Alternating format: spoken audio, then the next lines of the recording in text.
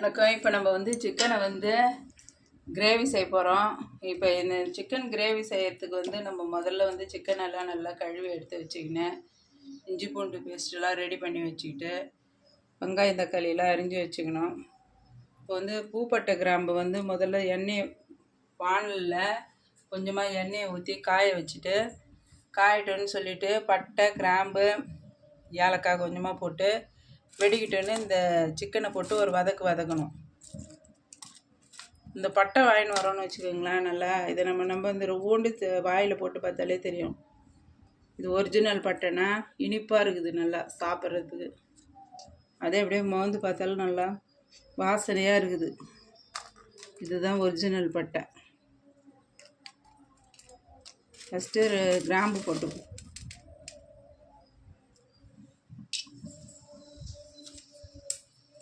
கிராம்பு போட்டுக்கின்னு இந்த பட்டையை போட்டுக்கணும்.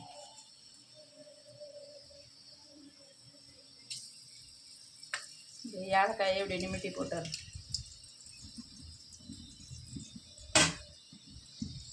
இது வெடிக்கட்டும்னு சொல்லிட்டு சிக்கனை எடுத்து போட்டார்.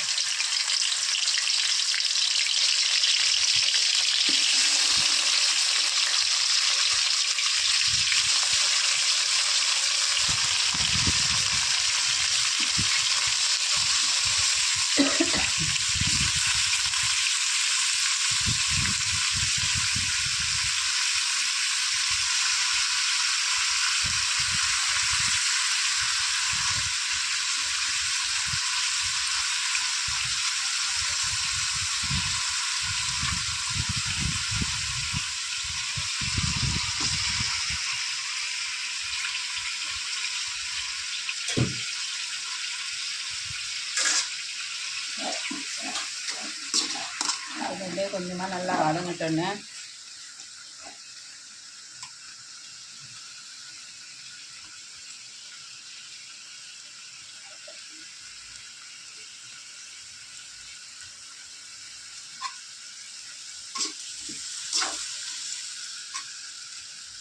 மிளகா பொடி போட போகிறேன். இது எங்கள் வீட்டிலே அரைச்ச மிளகா பொடி. இது வந்து இதில் மஞ்சள் நிறையா போட்டு அரைச்சிருக்கிறோம். நாங்கள் தனியாத்தூள் போட்டிருக்கோம். நல்லா சாப்பிட்றதுக்கு காரம் கம்மியாக தான் இருக்கும், நல்லா இதுவாக இருக்கும். அது இந்த தூளையே போட்டுக்கிறேன்.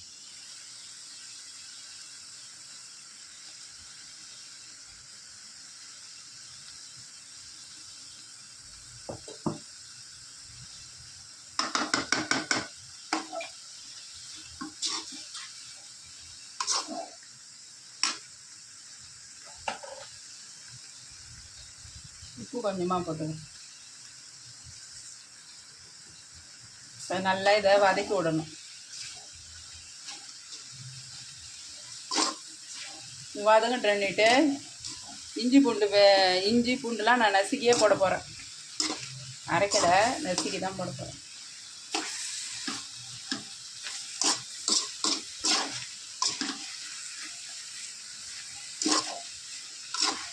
வதங்கிட்டு தண்ணி சேர்த்துக்க வேண்டியதுதான்.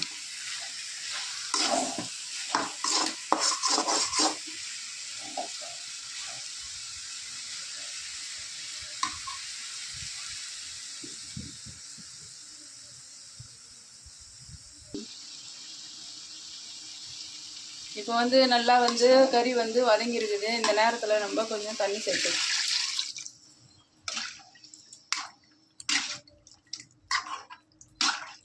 இப்போ வந்து நம்ம வந்து ஒரு சிம்பிளான சிக்கன் கிரேவி இது.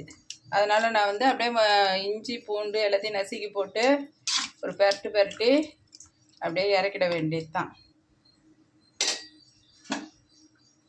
நன்றி, வணக்கம். வணக்கம்.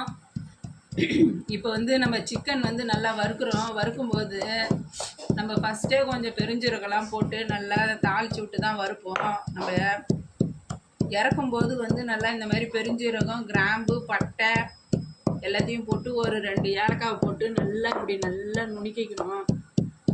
இதை நல்லா தூவி விட்டு அப்புறமா இந்த சிக்கனில் இதை போட்டோம்னா நல்லா வாசனையாக இருக்கும். இந்த பெருஞ்சீரகம் கிராம்பு பட்டைலாம் உடம்புக்கு ரொம்ப நல்லது. இது அடிக்கடி நம்ம உணவில் சேர்த்துக்கலாம், உடம்புக்கு நல்லது. இதுமாரி செய்யுங்க. இப்போ பாருங்கள் எவ்வளோ அத்தனை போட்டு நுணுக்கி இருக்கிறேன்னு.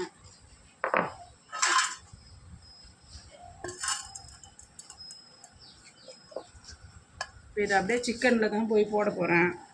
இதுமாதிரி ஒன்று பாதியாக தான் நுணுக்கணும், ரொம்பவும் மழைப்பழமும் நுணுக்கக்கூடாது. இதை அப்படியே சிக்கனில் போட்டு ஒரு கழுவி விட்டு இறக்கணும்னா அப்படியே வாசனையாக இருக்கும். இப்போ இதை நான் இப்போ பாருங்கள் சிக்கன் வந்து ஏற்கனவே நான் வந்து ஜீரகம் இது பெருஞ்சீரகம் கிராம்பு பட்டெல்லாம் போட்டு எல்லாம் போட்டு இஞ்சி பூண்டு எல்லாம் போட்டு கருவேப்பிலை எல்லாம் போட்டு தான் செஞ்சுருக்கேன். இப்போ நான் வந்து இந்த மாதிரி ஸ்டேஜில் இதை நல்லா இப்படி நல்லா தூவி விடணும். சளி எதுவாக இருந்தாலும் சரியாக போயிடும். செரிமானம் ஆகிறதுக்கெலாம் சோம்பு தண்ணி குடிப்பாங்க. இதுமாரி நம்ம சோம்பு நிறையா சேர்க்கும்போது பெருஞ்சீரகம்னாலும் சோம்புனாலும் ஒன்று தான். அது சேர்க்கும்போது உடம்புக்கு ரொம்ப நல்லது. இது மாதிரி நிறையா போட்டு செய்யணும். இது மாதிரி செய்யுங்க. நன்றி, வணக்கம்.